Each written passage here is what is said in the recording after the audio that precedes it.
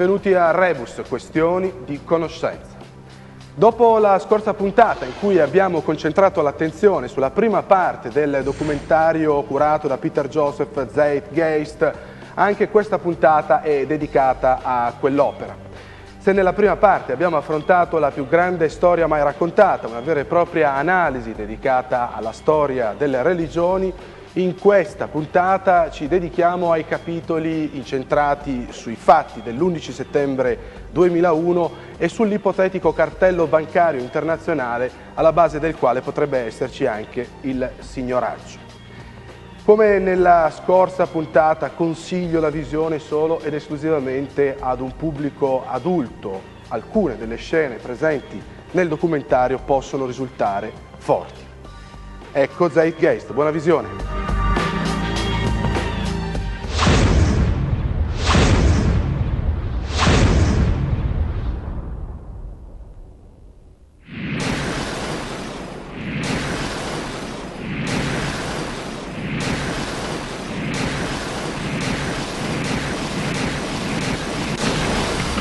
As if a demolition team set off when you see the old demolitions of these old buildings. It looks like one of those scenes of an old building being purposely dynamited and blown up. Anybody who's ever watched a building being demolished on purpose knows that if you're going to do this, you have to get at the under-infrastructure of a building and bring it down. The way the structure is collapsing, this was the result of something that was planned. It's not accidental that the first tower just happened to collapse and then the second tower just happened to collapse in exactly the same way. How they accomplished this, we don't know. The building collapsed to dust. You don't find a desk. You don't find a chair. You don't find a telephone, a computer. The biggest piece of a telephone I found was half of the keypad, and it was about this big. What happened to the concrete? The concrete was pulverized from river to river. There was dust powder 2-3 inches thick. The concrete was just pulverized. Reminiscent of those pictures we've all seen too much on television before, when a building was deliberately destroyed by well-placed dynamite to knock it down. If they had detonated, they were planned to take down a building. Boom, boom, boom, boom, boom. I heard a second explosion. There was a heavy-duty explosion. Then there was those secondary explosions and then the subsequent collapses. An explosion blew and it knocked everybody over. To me, it sounded like an explosion. It sounded like gunfire. Bang, bang, bang, bang, bang. And then all of a sudden, 3 big explosions. We heard a big explosion coming down. And then the entire top of the building just blew up. We saw some kind of explosion. By the force of the explosion. Big explosion. Blew it back into the 8th floor. Then we get to the lobby. This is a big explosion. The lobby looked as though a bomb had exploded there. A huge explosion now raining debris. It's been a huge explosion. Huge explosion that we all heard and felt. We just witnessed some kind of follow-up explosion. We heard a very loud blast explosion. The secondary explosion at Tower 1 camp. That is another bomb going off. He thinks that there were actually devices that were planted in the building. Planted in the building.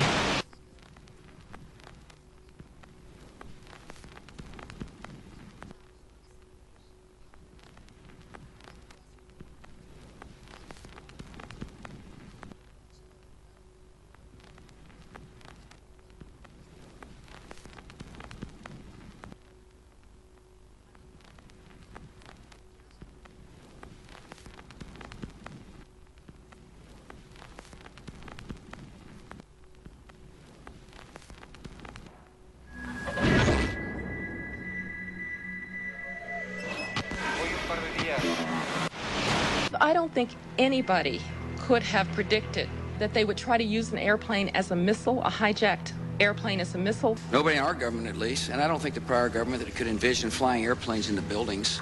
No specific threat involving really a domestic operation or involving what happened, obviously, the city's airliner and so. There were no warning signs that I'm aware of. USA Today reports that in the 2 years before the attacks on September the 11th, NORAD conducted exercises using hijacked airliners as weapons.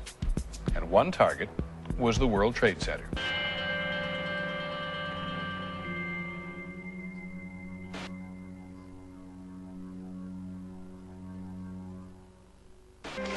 In confidential documents from the Philippines obtained by CNN, the plan was clear. He will board any American commercial aircraft, control its cockpit, and dive it at the CIA headquarters. Other buildings targeted the Pentagon and the World Trade Center. Security in counterterrorism was blinking red, in the words of George Tenet, that the warnings of an imminent attack were so severe that something dramatic should have been done. It was unparalleled. Instead, our president went on a month-long vacation.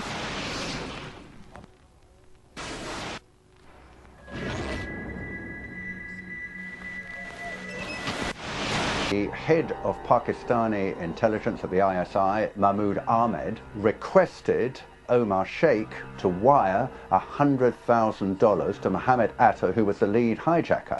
Hijacker Mohammed Atta received wire transfers via Pakistan. The man sending the money to Atta is believed to be Ahmed Umar Saeed Sheikh. Omar Sheikh admitted he was supported by the Pakistan government's intelligence service, the ISI.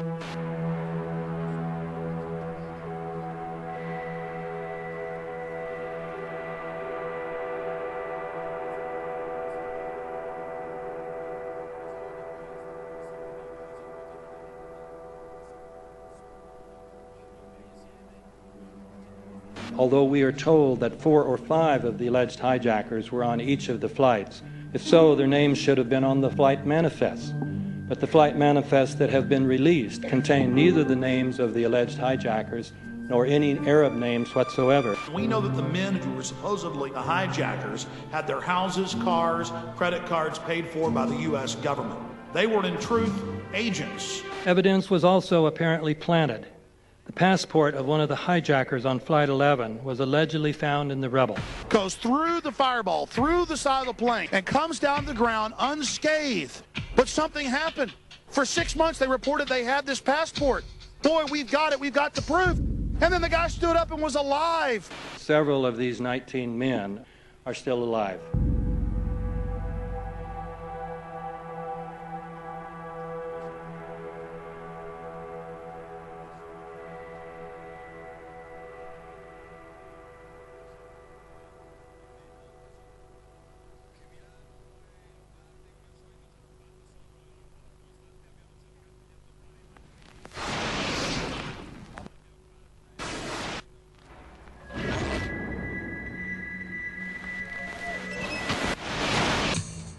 Of course we're after Saddam Hussein, bin Laden. He's January 2001, the Bush administration orders the FBI and intelligence agencies to back off investigations involving the bin Laden family, including 2 of Osama bin Laden's relatives, who were living, guess where, in Falls Church, Virginia, right next to CIA headquarters.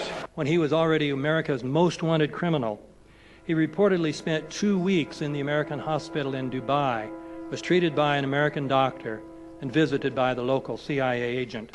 We have not seen one piece of evidence that links Osama bin Laden directly to the planning stages of September 11th. This failure to provide proof was later said to be unnecessary because bin Laden, in a video allegedly found in Afghanistan, admitted responsibility for the attacks. This confession is now widely cited as proof. But the man in this video has darker skin, fuller cheeks, and a broader nose than the Osama bin Laden of all other videos. We again seem to have planted evidence. In 1976, Osama's older brother Salim bin Laden hired a man in Texas by the name of Jim Bath to handle all the investments in the United States for the bin Laden family. Jim Bath also happens to be a personal, almost lifelong friend and former Air National Guard pilot with George W. Bush. The connections between the Bushes and the bin Ladens become much more clear when George Herbert Walker Bush made trips to Saudi Arabia in 1998 and 2000 to meet with the bin Laden family on behalf of a company called the Carlyle Group.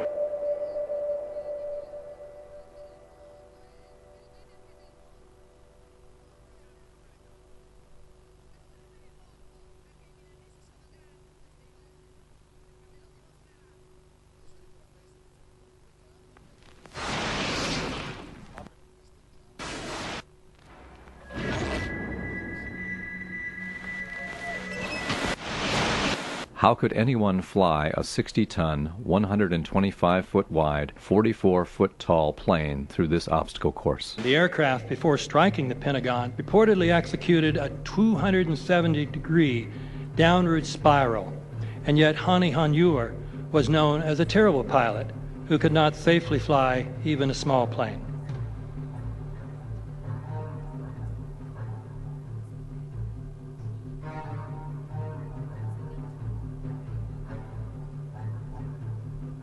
No seats, no luggage, no bodies. Nothing but bricks and limestone. The official explanation is that the intense heat from the jet fuel vaporized the entire plane. Flight 77 had 2 Rolls-Royce engines made of steel and titanium alloy and weigh 6 tons each. It is scientifically impossible that 12 tons of steel and titanium was vaporized by jet fuel. We're also told that the bodies were able to be identified either by their fingerprints or by the DNA. So what kind of fire can vaporize aluminum and tempered steel and yet leave human bodies intact? From my close-up inspection, there's no evidence of a plane having crashed anywhere near the Pentagon. And as I said, the only pieces left that you can see are small enough that you could pick up in your hand. Shortly after the strike, government agents picked up debris and carried it off. The entire lawn was covered with dirt and gravel, so that any remaining forensic evidence was literally covered up. The videos from security cameras, which would show what really hit the Pentagon, were immediately confiscated by agents of the FBI, and the Department of Justice has to this day refused to release them. If these videos would prove that the Pentagon was really hit by a 757, most of us would assume the government would release them.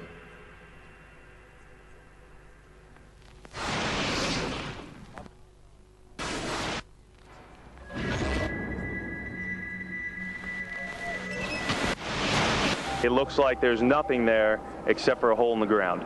Basically, that's right. The only thing you could see from where we were was a big gouge in the earth and some broken trees. We could see some people walking around in the area, but from where we could see, there wasn't much left. Any large pieces of debris at all? No, there was nothing that you could distinguish that a plane had crashed there.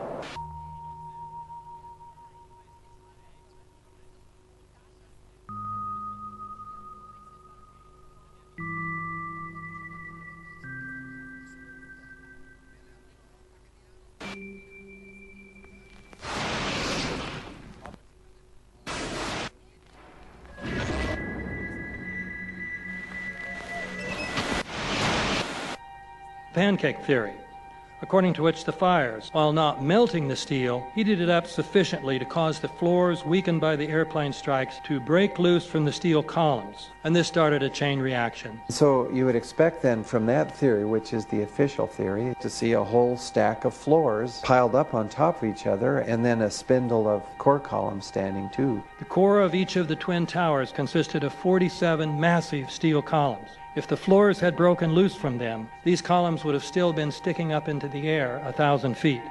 The plane did not cut all those core columns. We designed the buildings to take the impact of the Boeing 707 hitting the building at any location. The building probably could sustain multiple impacts of jetliners. That the plane flew straight into the building. Through him, right. So you're saying that the building was actually designed to cope with a hole like that and still survive? Yeah, it was. If you had dropped, say, a billiard ball from the top of the World Trade Center, 110 floors up there, it would have taken 8 to 10 seconds to hit the ground, encountering no resistance whatsoever. The Twin Towers came down in nearly free fall speed. 200,000 tons of steel shatters and explodes outwards over 500 feet. This means that floors shattered at an average rate of about 10 floors per second. There is no scenario for a pancake effect of buildings falling that allows them to fall at the rate of free fall. Now what can do that? What can move mass out of the way? Explosives.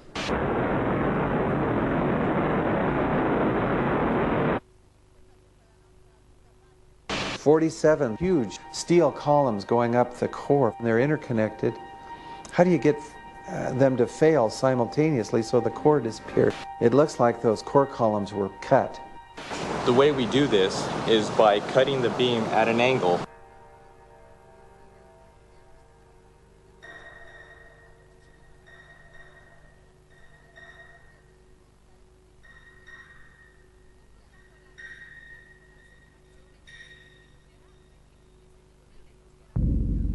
I started looking at the molten metal.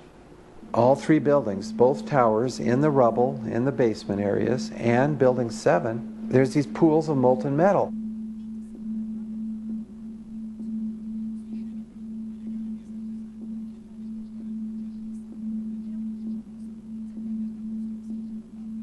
You'd get down below and you'd see molten steel running down the channel rails, like you're in a foundry, like lava. The molten steel was found 3, 4, and 5 weeks later, when the rubble was being removed. He said that molten steel was also found underneath World Trade Center 7. So I'm looking through the official reports. What do they say about the molten metal? They say nothing. But wait a minute. This is important evidence. So where'd that come from? Thermite is so hot that it'll just cut through steel, through structural steel, for example, like a knife through butter. The products are molten iron and aluminum oxide, which goes off primarily as a dust. You know those enormous dust clouds? You can imagine when you assemble these chemicals on a large scale.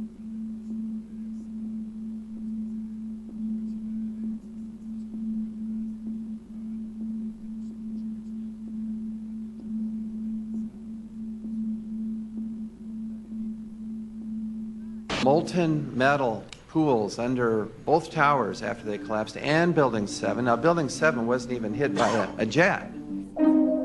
Part of the problem is that most people simply don't know much about Building 7 due to the extraordinary secrecy surrounding this collapse. And this was a 47-story skyscraper. This building fell at 5:25. It was not hit by a plane. This building had fires on only 2 or 3 floors. And it was brought down by what we know was a controlled demolition. Demolitions, they look just like that. You know, a kink in the middle, and then that building just comes straight down, almost at free fall speed. They first blow one of the central columns so the building falls in on itself. Building 7 had a classic crimp or wedge. Its central column was blown out first, so it didn't structurally damage buildings just a few feet away from it.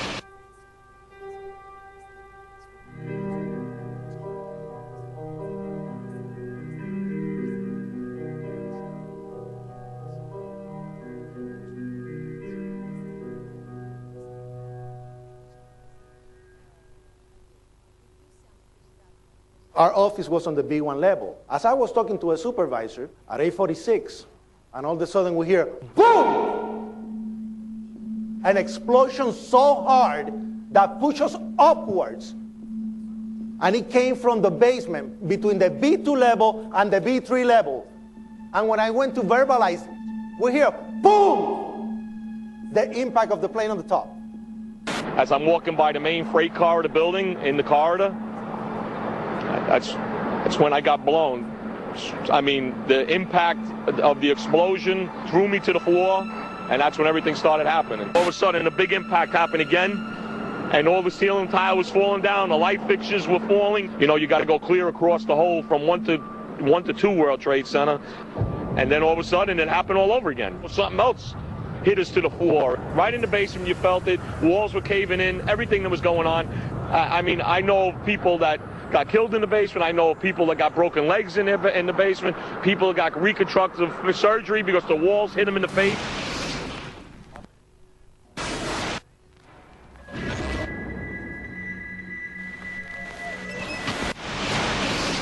According to standard operating procedure, if an FAA flight controller notices anything that suggests a possible hijacking, the controller is to contact a superior. If the problem cannot be fixed within about a minute, the superior is to ask NORAD, the North American Aerospace Command, to send up or scramble jet fighters to find out what is going on. NORAD then issues the scramble order to the nearest Air Force base with fighters on alert.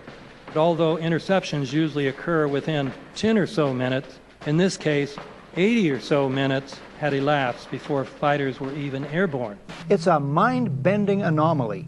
Not a single U.S. Air Force interceptor turns a wheel until it's too late. There are no jets at all. What if they were so confused and had been so deliberately confused that they couldn't respond? The reason that they didn't know where to go was because a number of conflicting and overlapping war game exercises were taking place. It involved the insertion of false radar blips onto radar screens in the Northeast Air Defense Sector. Center Team U, we have a problem here. We have a hijacked aircraft headed towards New York. We need someone to scramble some F-16s or something up there to help us out. Is this real world or exercise? Is this real world or exercise? There was another exercise, Vigilant Warrior, which was in fact, according to a NORAD source, a live-fly hijack drill being conducted at the same time.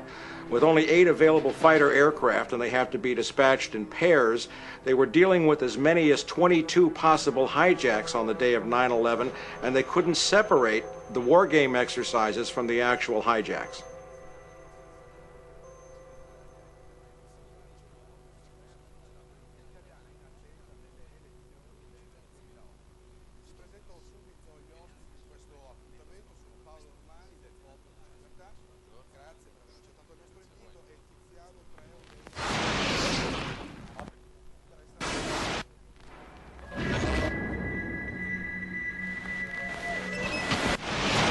Page 172.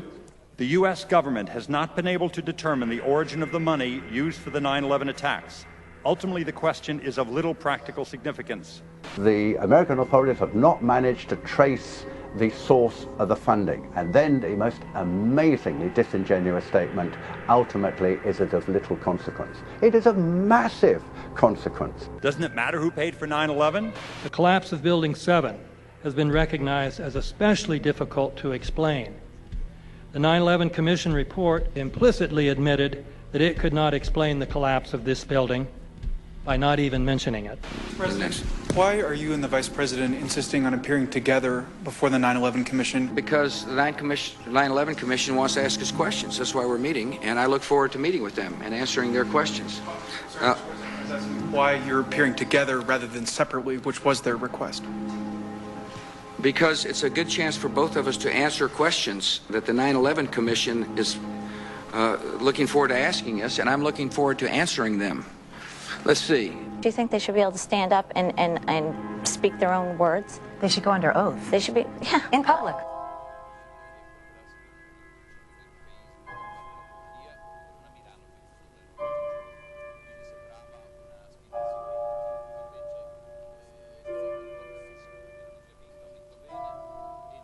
Don't you think that the families deserve to have a transcript or to be able to see what you Adam, said? you asked me that question yesterday.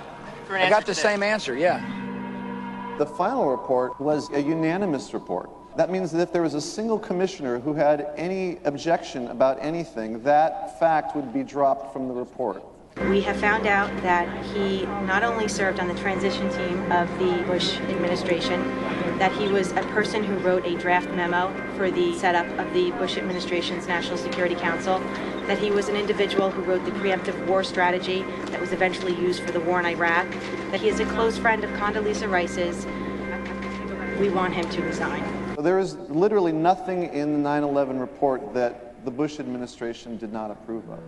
We can understand, therefore, why the Commission, under Zelikow's leadership, would have ignored all the evidence that would point to the truth, that 9/11 was a false flag operation intended to authorize the doctrines and funds needed for a new level of imperial mobilization.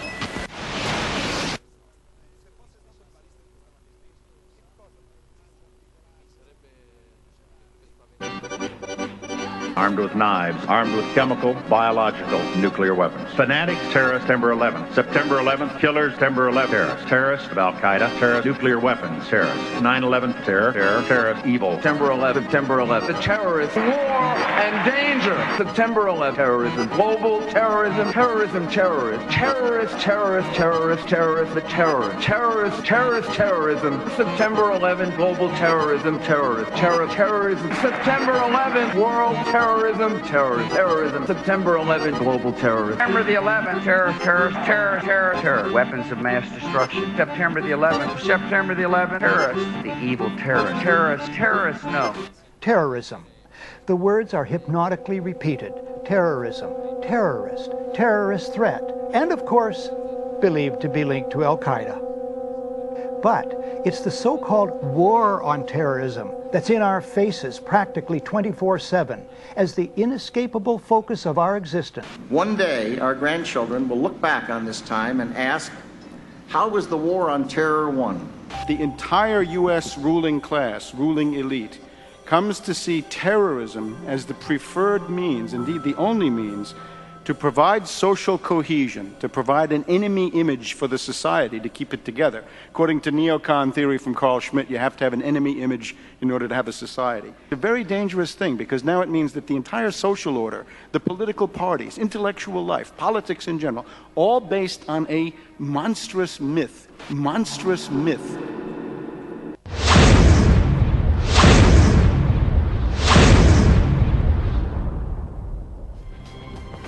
Ci vediamo tra poco qui a Rebus con Zeitgeist.